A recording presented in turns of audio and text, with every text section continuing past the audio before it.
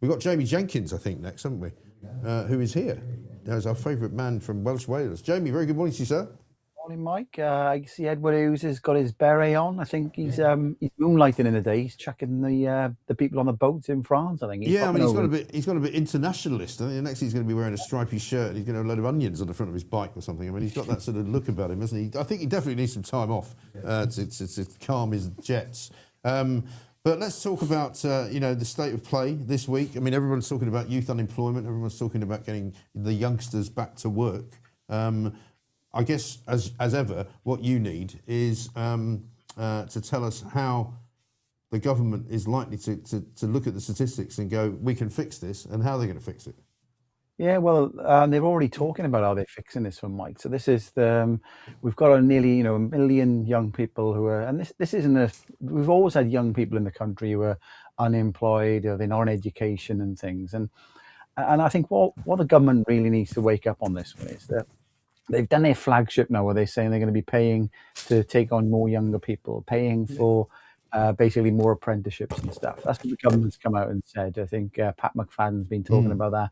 And this review by Alan Milburn, it's just telling us what we already know because the data is been there for years, Mike. And what we're seeing increasingly now over the last 12 months, and in particular since the Labour's job tax come in, is that first run of the job ladder where an employer will think, right, well, I'm going to take on somebody. It's a bit of a risk taking on somebody who's new because the government needs to remember that companies have to take a risk on people. They're taking on somebody who's got no skills, no experience.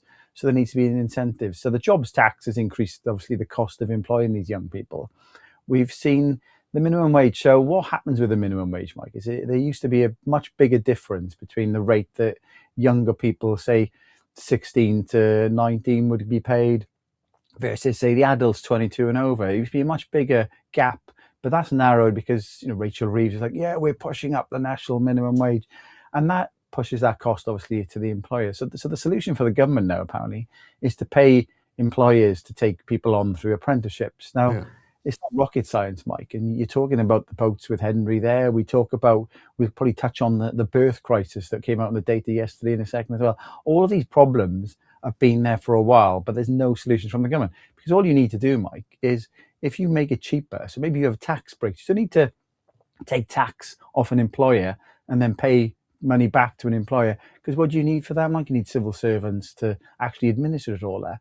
What you need to do is just basically say, if you're employing a young person, maybe you don't pay any, the income tax is lower for your first job. Maybe you also say there's no national insurance, it's a low cost, and they'll take these people on because it's not rocket science when you think that countries like Germany, countries like Japan, they have much, much lower rates of youth unemployment than what we do because we've got a competent government who looks at what jobs do we need, what's the education system doing, let's bring the two together.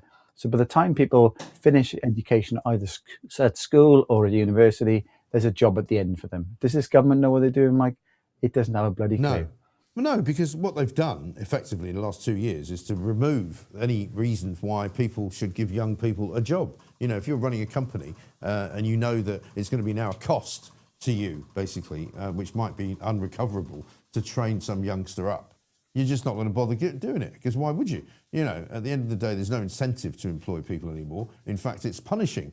And also, I was telling somebody earlier, I think William Yarwood when he was here, that I was listening to a conversation earlier on this morning about how some families will say to their kids, well, the problem is if you take an apprenticeship, it will affect the household income and therefore we won't get as many benefits coming our way, so don't bother. And, we saw that story, I think, earlier in the week or back end of last week, where apparently one of the government's initiatives is to go round to houses where people are on benefits and say to them, stop discouraging your kids from going to work. But the point is that, and they're going to pay them money, by the way, to stop discouraging their kids to go to work. But of course, if you can't really blame the people, if they're making more money on benefits than they would be if they were going to work, why would they go to work? Yeah, totally, Mark. And you've got this epidemic now of young people who are coming out of school and they're going on to kind of the PIP payments, those personal independence payments, where young people's anxiety are going through the roof, and we don't teach resilience. And what's obviously, and you've been chatting about it this week on the show this morning, Mike, because the rock of Tony Blair's crawl under, or crawl out from, sorry. He's crawled out from under his rock. And you've got to put some of this at the blame of Tony Blair. There's a lot of policies in 2026 that are being impacted by decisions that were made by Tony Blair and his government, many years ago now, Mike, because literally one of the ways of getting the youth figures, youth unemployment figures, massaged or down back in the day was to encourage everybody to go to university. And so the number of Mickey Mouse degrees that we've got in this country now, and the university sector is really struggling.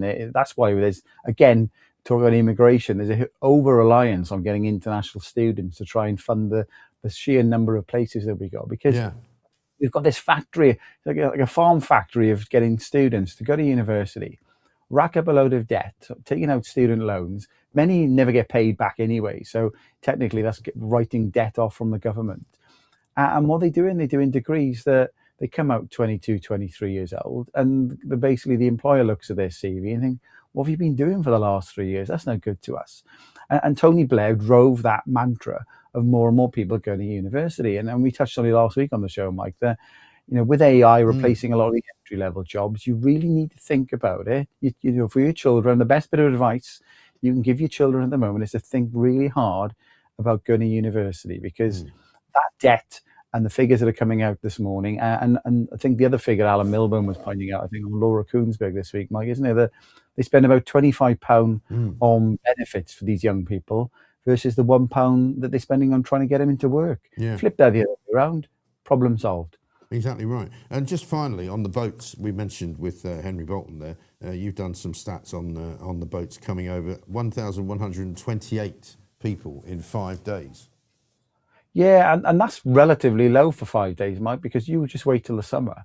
You get some days where over 1,000 people come in one day. And in one day, and I was reading the story this morning, Mike, that there's some environmentalists just put in some legal action to stop a detention centre in France. We're giving all of this money over to France, and what are we getting in return? Well, we're just getting more migrants. And the country of birth many of these migrants come from are Afghan, Iraq, Pakistan. And we had some data out yesterday from the ONS, Mike, showing the total fertility rate. So that's basically the average number of children that women have has fallen again to 1.39. But when you compare that by country of birth, British women are really low. So they can't afford basically to have children. They can't get that early job now because they're coming out from university with rubbish degrees. They can't get on the housing ladder. We're having fewer children. And then the population's changing, not just through illegal migration and legal migration, Mike. If you look at the country of birth of the mothers, you've got high fertility rates from people from Afghanistan, Iraq, Pakistan. So they come over, they have more children than the British population, indigenous British population. And it's having a big social demographic change on Britain, Mike. And this is another one of those conversations that the government needs to really be having with this country, because we need children, we need to have babies to fund the future, but we can't keep relying on migrants coming in having more children when people who are already living here can't afford to get on because of the cost of living, of having children themselves.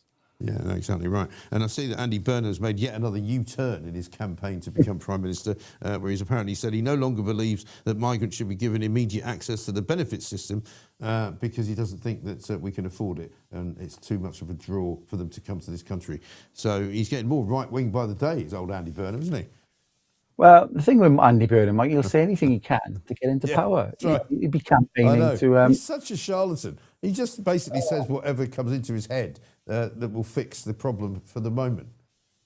But that's ultimately what the Labour Party do, Mike. They say a lot of things. We've got Plaid Cymru in Wales, man. They said a lot of things in their manifesto to get elected. Are they doing what they do? Oh, no, we can't. We've looked at the books. Yeah. Most politicians, Mike, they'll say they offer you the earth, but when they get in, they'll give you nothing but pretty much back in return. And this by-election, the main talking point for me on the by-election, Mike, before I go, is obviously the whole restore versus reform argument. I think Rupert Lowe was saying that when they got all those extra councillors in the Great Yarmouth area, turnout went, increasingly up. So if you're a reform and you're saying, well, restore shouldn't be coming in, they split the vote, you might find that restore stand, and it just encourages more people to vote, because by-elections are normally quite low anyway. So if people who are not going to vote for reform come out and vote for restore anyway, there's no impact on the overall result unless restore get enough votes to actually win. But So it's going to be an interesting one to watch, Mike. I think for your show, we could do with Andy Burnham winning, because then we can just see, well, it was absolute pile of shit under Keir Starmer. Let's actually look at the next couple of years under Andy Burnham. So Yeah, it's going to give you if you thought that was plenty bad, of content for you to talk about for the next few years, Mike. I know, absolutely right. Listen, Jamie, great to see you.